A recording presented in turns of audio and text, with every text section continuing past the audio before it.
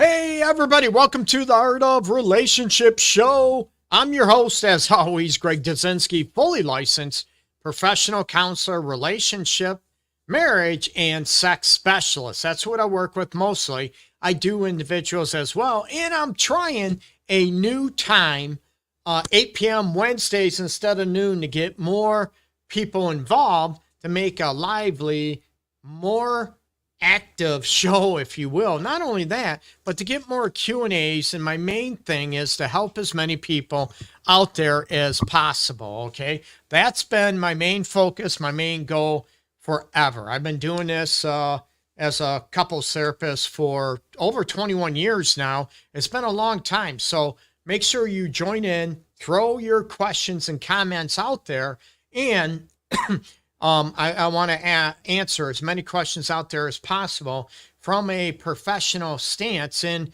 even this, just a disclosure, this does not, substitute or take the place for actual counseling, professional counseling I do in my office, which is right behind me. I still have a little more work to do in this to get it all set the way I want in my new office. I've been here 3 weeks and it's almost done. It's getting there. So again, throw out your questions out there, and I welcome you to the Art of Relationship Show very much. And I appreciate everybody tuning in. I'm going to be talking about clothing, right? A buddy of mine right before the show, hey, Greg, well, he was talking about men wearing Crocs and everything. And I said, you know what? This is a great topic for the show. Yeah, I was giving him slack. I was making fun of him a little bit for wearing Crocs, just busting his balls. And talking about, do you approve, are you okay with what your partner wears, their attire, how they dress, or are you embarrassed by that? Are you sort of appalled by that? Or if you are single out there, does it matter the way people dress? Does that turn you off? Does that turn you away and say, oh, no way, they're not my style. The way she dresses, that's not for me. Maybe a young woman dresses like a grandma and it doesn't work that well for them. And I'm laughing, right? Or a guy dresses like a grandpa and he's maybe around 30. Does that really matter to you? How your person dresses, or how many people look at, excuse me, how many people also look at, ladies are dressing so sexy and scantily and beautiful and all that stuff. And then once they get married or start dating, living with somebody, they don't dress like that anymore, right? They dress to get them, but they don't dress to keep them. And men do the same thing. Maybe men on their hygiene, they slack. Maybe they don't take a shower for a while and oh my God, I can smell your BO all over the place, right? So I want to look at, does it really matter what your partner wears, or does it actually matter what goes on in your relationship or marriage, right? Oh, you ain't going, I'm not leaving outside. Where are you going? You're not going out looking like that, right? And is that a big deal to you, or it's not that big of a deal that you love that person, right? How much does appearance and how you dress, what you wear, what you don't wear, matters to you in the relationship, right? There's a lot of people out there that style matters, right? Oh my God, I can't be seen with you. I'm dressing all nice and everything else, and you're dressing like a slob or whatever, right? How much does this matter to you? And again, I want you to be able to chime in wherever you're watching, listening to the show. Chime in and tell me what your questions are. I'm here to help you resolve any type of relationship, marriage, or intimacy question you might be dealing with.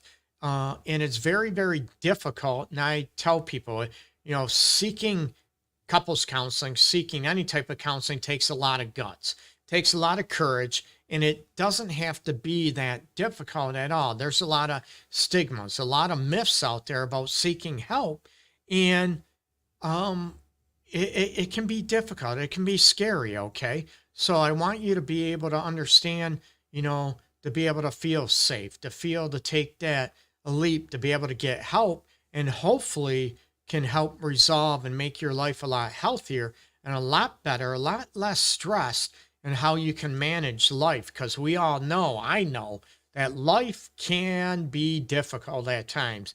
It could be raising kids, going through a divorce, getting maybe remarried and step family dynamics. Maybe it's, finances. Somebody, I know, give a shout out to the UAW workers too, with on strike, not getting paid and trying to pay bills. Life can be stress, or some people go through medical complications, medical issues that cause them to be off work, or they can't work.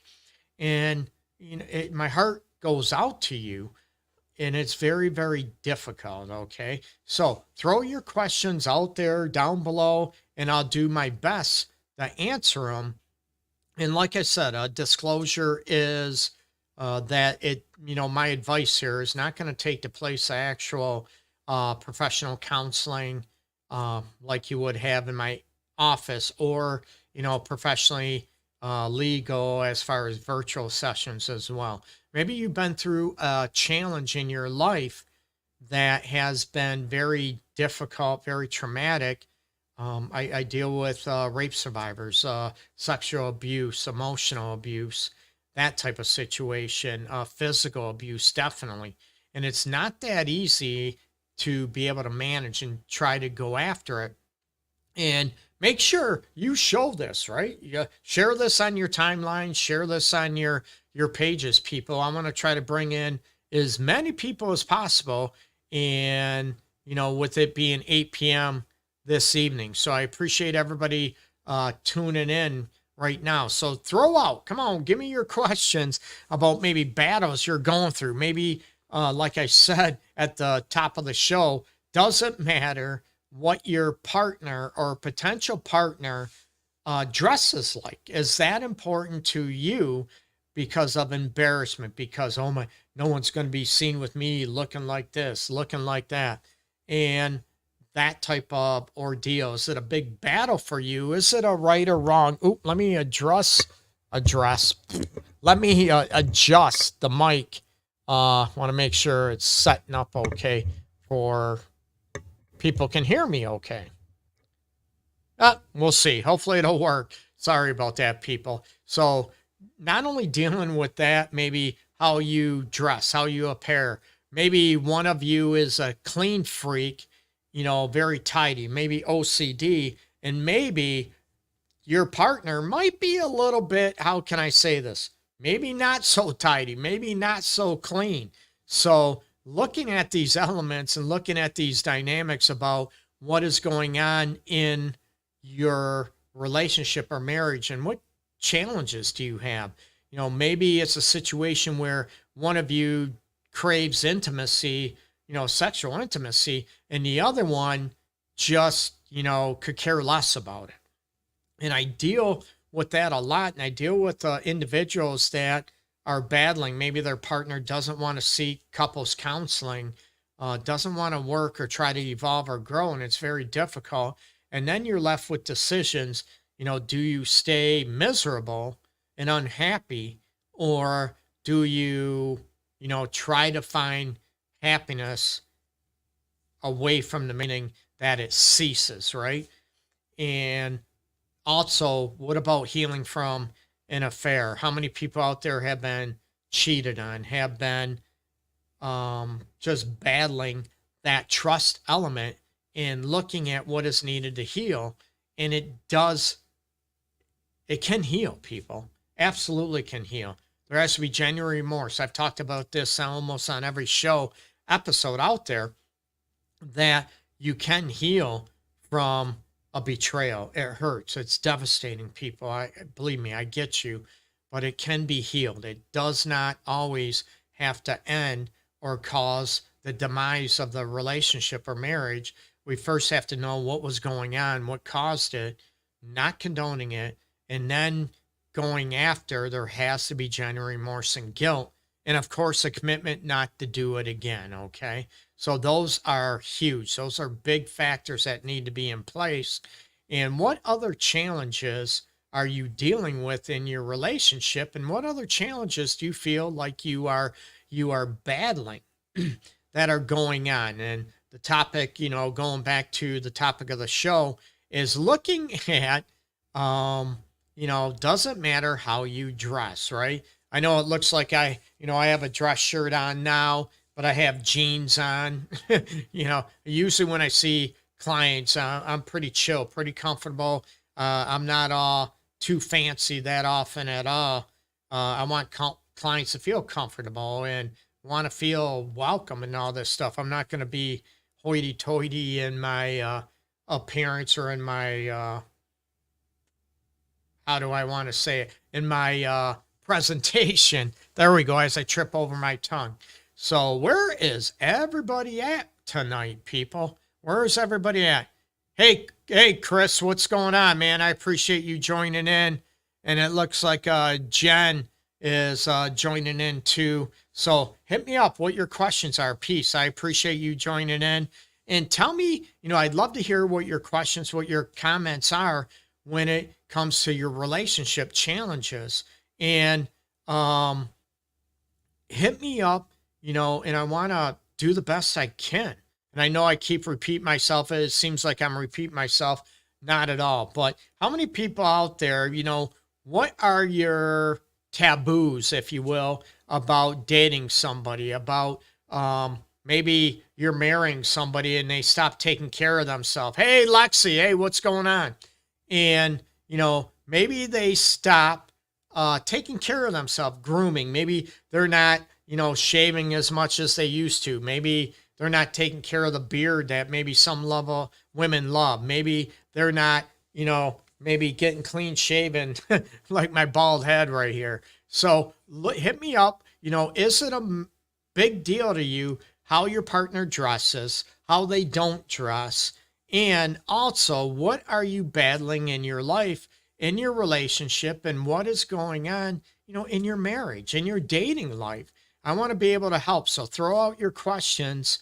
Let me know. Let me know what you're going through, and I'll do my best to try to help you and sort of give you unsolicited advice, or maybe this is solicited. Okay. So what out there, even if you have a different, when you talk about compatibilities, right?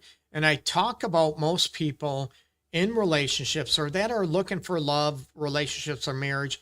Most people want to feel loved, and how you feel loved is so different. And are you able to express it, or do you assume, right? Maybe you like affection. Maybe you love compliments, affirmations. Maybe you like gifts. Maybe you like acts of service, like your person doing the dishes, vacuuming, cleaning, cutting the grass, shoveling snow. Ew, that's going to be coming up here in a couple months, right? In Michigan, anyways. So looking at, how you want to be loved, it's important. So you're able to look at, what, I want to be able to still be loved, but how do you teach that? How do you handle that situation and promote it? And so your partner might not have a clue, but you're assuming that they should know, and they don't. So, hey, Katie, I appreciate you. Hey, Derek, hey, welcome, man. Hopefully everything's going smooth for you, and I'll read your question or comment in a moment. Okay. So most people want to feel loved. Most people want also, for a relationship or a marriage, they want lust, right? And I also, a lot of people don't look at lust, but also looking at it as chemistry, right? And those are huge things out there. So love, chemistry, as far as you can like somebody, they can be friends, but the difference between romantic relationships and friendship, let's face it, it's lusting somebody. It's that chemistry. It's that sexual chemistry, that vibe you have with each other, okay? And the third thing is the compatibilities. Now, when I talk about these three things, that doesn't mean it's perfect. You don't have to be compatible in everything, but there's got to be some compatibilities on your beliefs, your values, big time, right? One wants to be monogamous and the other one wants an open relationship or be swingers, those type of situations. One wants a child, one doesn't. Hey, oh, hey, Greg, Erica and Ryan here, LOL. Hey, what's going on? I appreciate you tuning in. So throw out your questions out there, you know. Derek, no, man, I appreciate you. It's been a long time. I still have a hard time stopping from being a pleaser and making sure I have a clear boundary. And Derek, I get that, man. You're a good guy. You know, I have a lot of respect, man. I like you. You're a great dude. And looking at, I'm all about being a pleaser, but it's also about, are you getting stuff out of the relationship or marriage as well? And it doesn't mean selfishness, you know, and a lot of people, I'm all about pleasing too. I'm all about wanting to give and show love in the right way. But most of us are in a relationship to get something out of it. I know it sounds selfish, and I mention this all over the place, okay? So I look at, you know, it's not a right or wrong. It's looking at, you know, how do you want to be loved? What's important to you? Is it attention? Is it quality time? Is it physical intimacy? Do you want compliments? You know, maybe it's alone time. Maybe it's looking at whatever that is important to you, so you can be a pleaser, but also it hurts if you don't feel loved back. And Derek, I know you know this, and it's, you know, if you're not getting that attention, you're not feeling desired, you're not feeling loved, or you're a priority, it sucks. You know, it's not easy. That's why going back to, you know, does that person know what's important to you, how you want to be loved, and what's important to you? Hey, Brittany, I appreciate you tuning in. So, you know, are you able to teach each other? What do you need? What do you feel to feel loved, to feel that desire, to feel respected? All those things are different for everybody, people, okay? Dating, Derek, you said dating is terrible. I heard that from, oh my God, a lot of people. Dating sucks. I hear this all the time from men, from women, from both genders.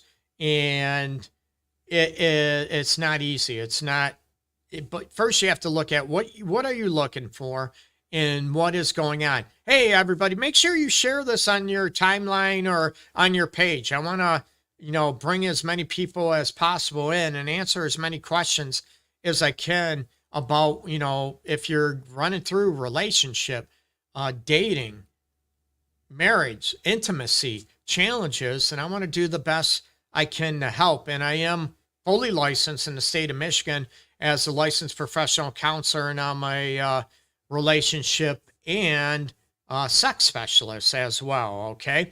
So hit me up and, you know, let me know what's going on with you and any questions you have. Daniel, oh, this is a great question. Is there a definite age for one to get married? Now, Daniel, this is very subjective, okay? I don't think there's a right or wrong. I do think there's a guideline. You have to look at, you know, I'm all about looking at self-love and self-respect, Daniel, as far as a good barometer. You know, when's a good time to live with somebody or to get married? Are there a lot of insecurities? Are there trust issues? Do you love that person, or are you doing it? And I've been there because I want to be loved so bad, I'm not making a great choice. So I look at, you know, how confident are you? How self-assured are you? But also, are you not selfish? Are you willing to give love and you're not just about getting it? And so that's where I look at, Daniel. In an age, I would highly advise people don't get married until they're at least probably 25 to 27, somewhere in there. And I know that's in the Western culture. And I think you are more, it's a lot harder if you're looking for a job, a career, to try to balance everything It's very difficult when you're living with someone or marriage and you're trying to change careers, or you have a kid right away, to be able to know yourself. And that doesn't mean you have to be perfect and know everything about you, but I look at emotional maturity. I look at, what type of partner are you looking for, as far as, what does love mean to you? What does sex mean to you? What are your beliefs, your values about a relationship? And what are your expectations about marriage? What is your view about them, about being realistic? Also, a good barometer, I look at, emotional maturity versus an age thing. I think some people can be ready to be married at 25. Some might not be ready until they're 40. So, Daniel, I don't think there's a definitive proper age, but I do go by the barometer. If you're in, the US, or, even Canada, Western civilization, if you will, or Western countries, that, I recommend like 25 minimum would be the age, but it can go. And I know, with women wanting children and everything at a young age, because let's face it, women, there is a biological clock. So when women get, post 35 and older, the risks are a lot higher as far as, risk to childbearing years, pregnancy, and giving birth challenges as well. That's a biological fact. That doesn't mean every woman is like that. There's women, as you know, that are giving birth in their early to mid, late 40s, which is unusual, but that's where I look at. So I don't know if, Daniel, if you can let me know if that answers your question or not. But, I would look at highly, you want to be beyond 25, because usually you might have a better idea what you want for work or a career, whatever that means to you. And to look at, where are you going to live? Are you going to live? A lot of people start off, they get married and they're living with their parents because of money, finances. I get it. But it's also very difficult to live in that situation, because you might have mom or dad or grandma, whoever you're living with, might jump in. They might interfere in your business. And it's very, very difficult to, how can you handle things together? So when you're going after about, how do you handle disagreements? How do you handle arguments in a relationship, in your marriage? That's a big deal too. Are you one that yells and screams all over the place? Is there violence? How do you handle challenges? And again, nothing is perfect. So those are barometers I would look at, as far as, what ways to look at, or what avenues or barometers to look at when you're ready to get married, when you're ready to live with somebody. Those are things to check. Again, it is not perfect. One person wants to live somewhere, whatever, I'll say downtown Detroit in a loft, and somebody else wants to be on a farm. So there's a lot of things that go on. Do you even want kids? One wants no kids, the other one wants 3 kids. Well, chances are that's probably not going to work out for both of you. So you sort of look at, and I'm huge on expectations, and I've said this a lot over and over throughout the years, that I'm huge on trying to discuss expectations. And that doesn't mean expectations have to be laid out, and they have to be cemented forever and ever. Expectations can change. They can be fluid. They can be flexible, but you need to be able to talk about them, to be able to look at, what might happen a year. Oh, we had this expectation, everything's great. A year, 2 years later, you know what? It's really not working for us. We need to change this. What do you think about that?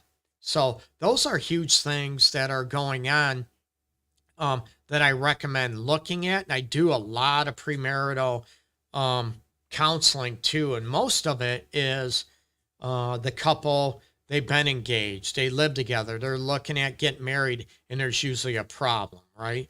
One cheated, just like, living together or being married, one cheated, there's a lot of arguing going back and forth, or, expectations or compatibilities might be going sideways a little bit. So that's where I look at. Again, it's not being perfect. It's not everything is going to be fully smooth. It's looking at how you handle problems together.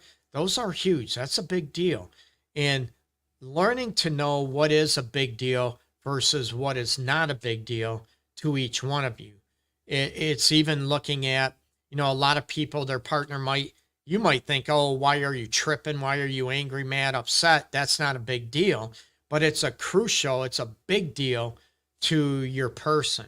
I tell people, you don't have to think it's a big deal or feel it's a big deal, but you better connect with your person to understand it's important to them, and how you relay that and how you connect with that. That is a huge deal. And that is, important to show that compassion and empathy. You don't have to agree, but to be able to connect with them and put yourself in their shoes, it's huge. So I'm going to go back and ask the question where I'd love to hear, what other questions do you have on TikTok, on, YouTube, wherever you're listening to. Hit me up where your questions are, where you're, what challenges you're dealing with. Angie, Lynette, I appreciate you tuning in. Noodle Bones, hey, what's going on? So, throw out your questions, what's going on.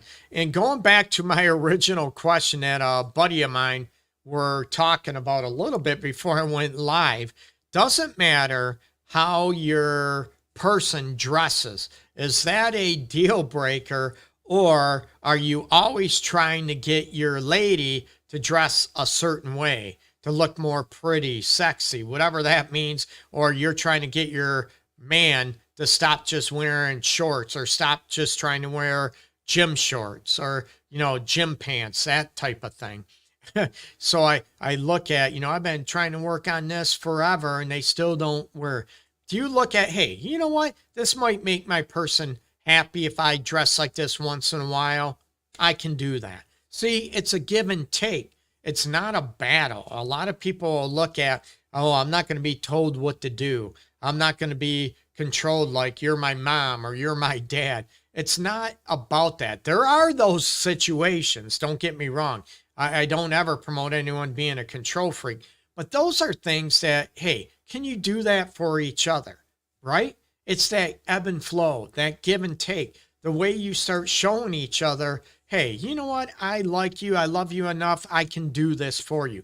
It's not going to kill me to dress maybe this way once in a while, unless, it's totally not you. Like, one person, their husband, wife, girlfriend, boyfriend, whatever, same-sex relationships, they want you to dress very, very conservatively, like a grandma almost, because no one will look at you. And that's not really you. And that's a discussion, is that going to be a battle? Is that going to create a lot of difficulty in the relationship or marriage? And this goes part of the compatibility aspects too. And looking at what works for you in the relationship.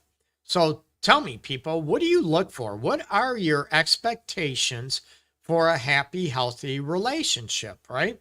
And a lot of people look at, well, Greg, you're the professional. You've been working with couples, and individuals for over 21 years now. Well, you tell me.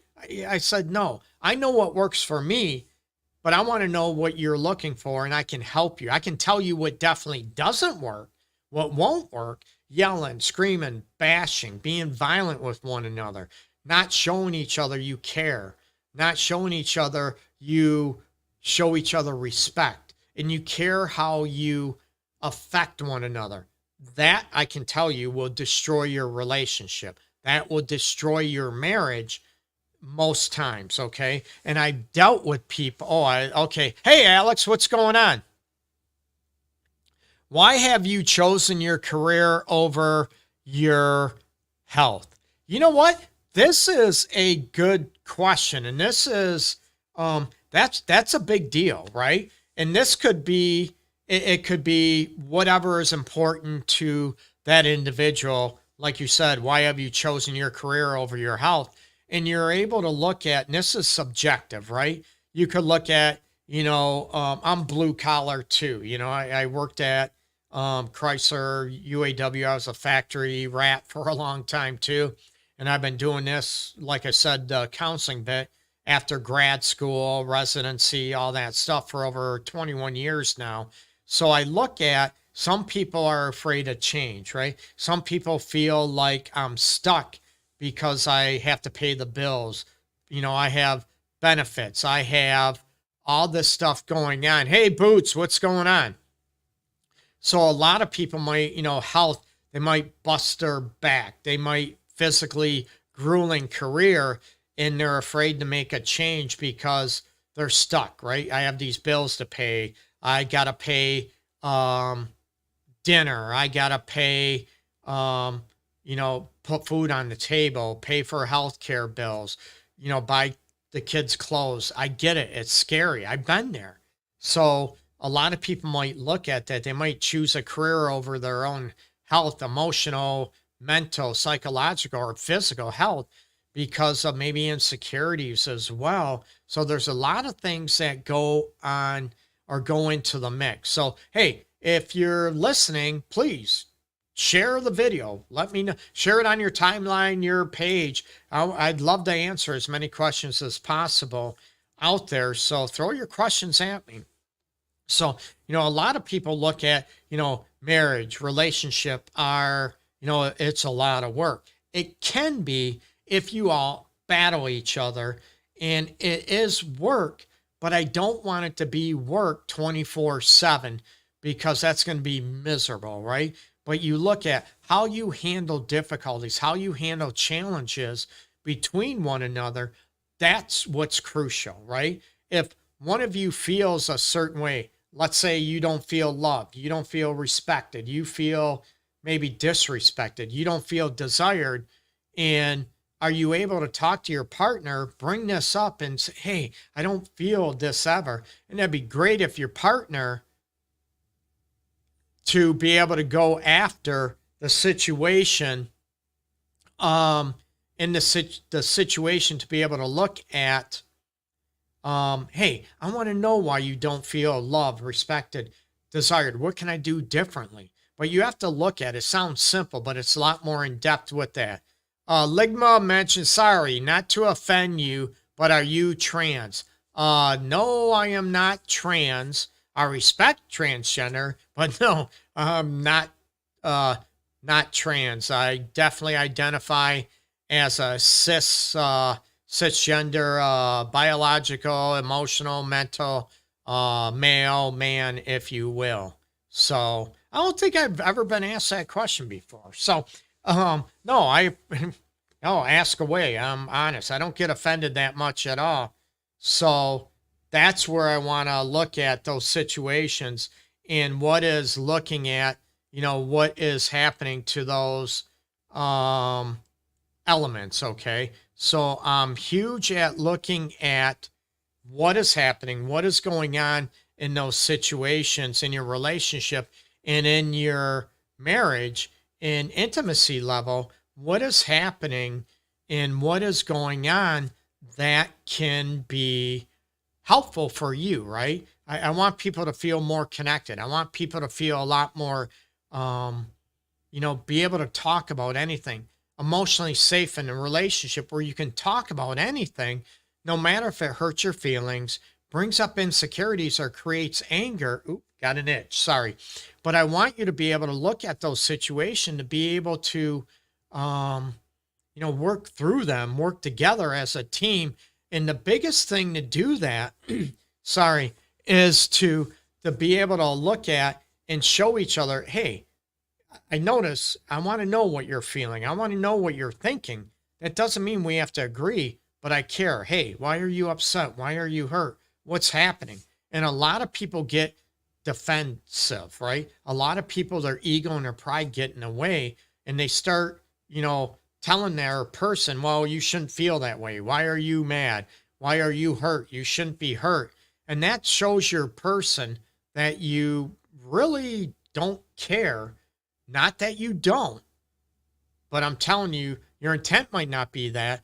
But what the impact is that you're telling your person, you don't care how you feel. You shouldn't feel a certain way. You shouldn't think a certain way. So those are dynamics that you look at that create a lot of problems in relationships when you, sorry, when you start, you start feeling like you're not heard, you're not being listened to, that what you feel is wrong.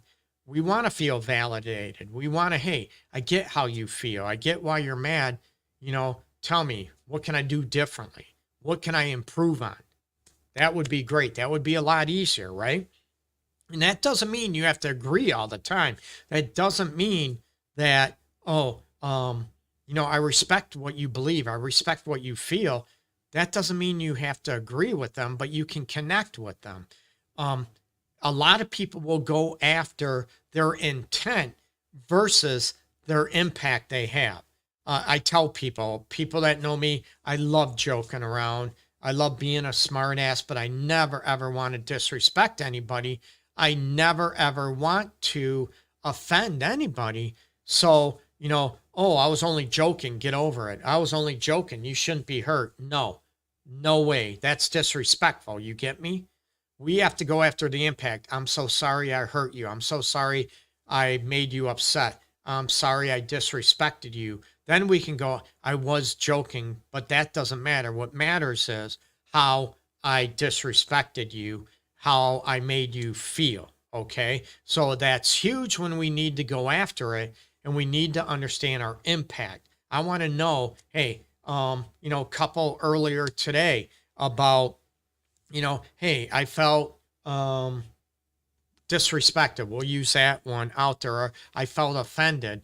Oh, yeah? Well, I didn't say anything to offend you, so you shouldn't be offended. And I'm like, whoa, stop for a minute. What? And again, your intent was not to offend, but if they felt offended, I want to know, hey, you know what? I'm sorry. I didn't mean to offend you.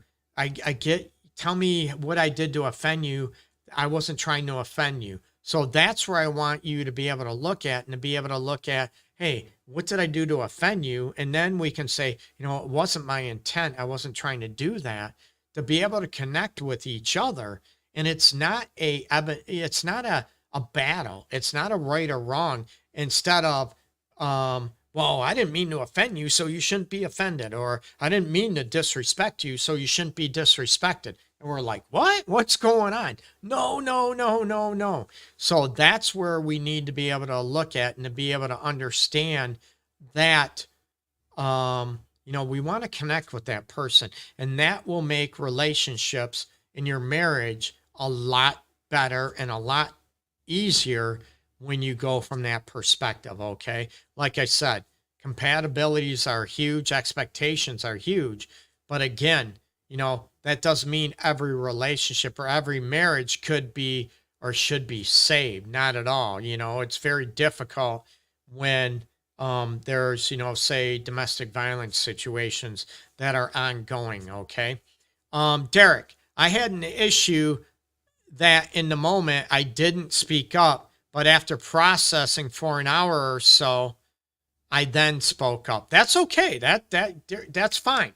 I want you to be able, it doesn't have to be specifically in the moment. It doesn't have to be bam right now. It can be, what I was thinking about this and, it didn't hit me till later. And I felt, maybe hurt by a comment you made.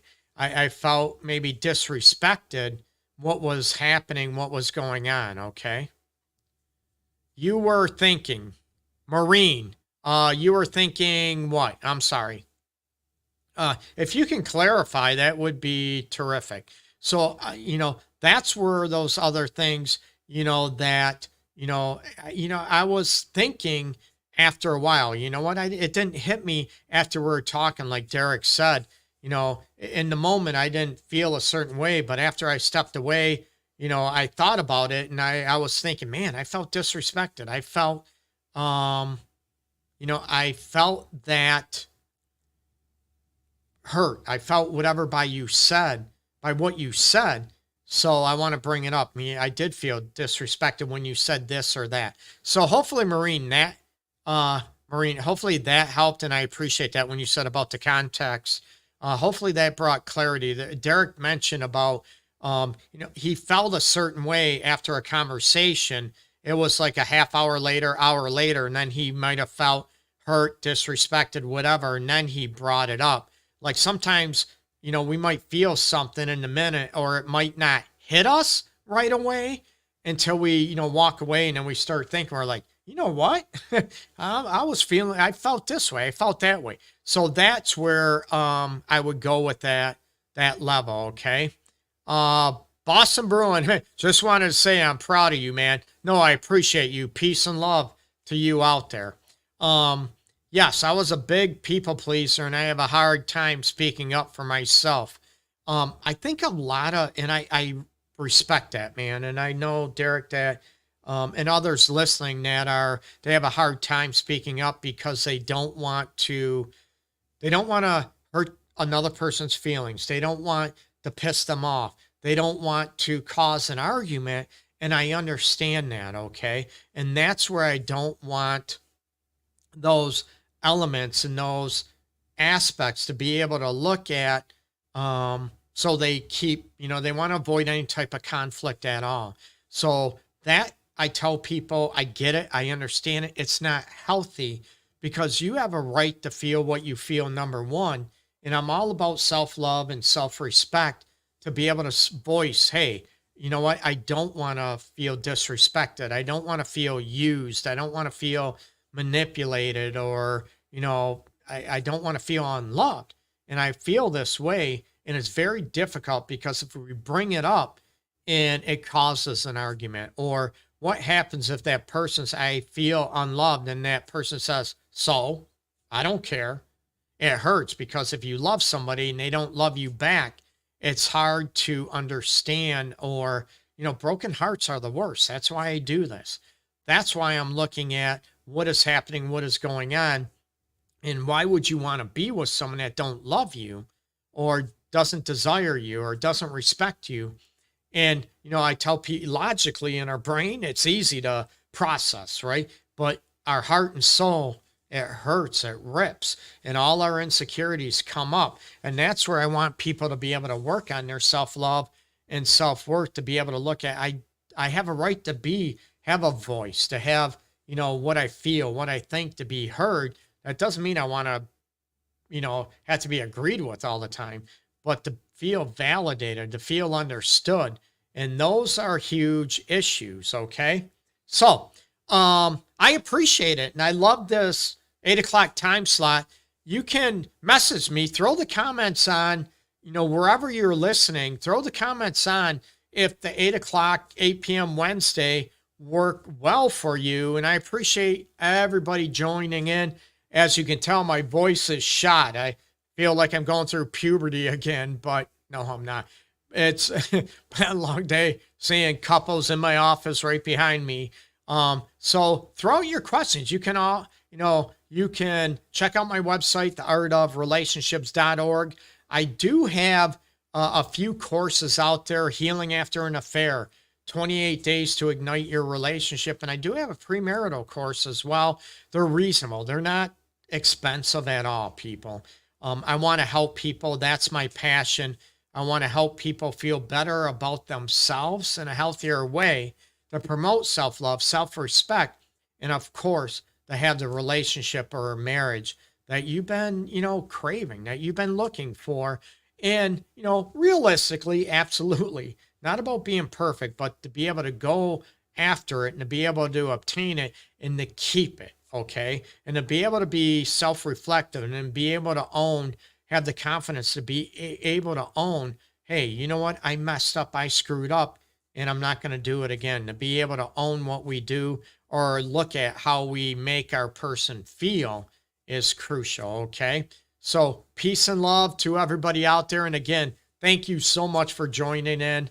I'm so grateful for you, and I appreciate the support for the Art of Relationships show, and for me helping people out as much as possible, okay? Peace and love, everybody. Have a good evening. Be safe. Take care.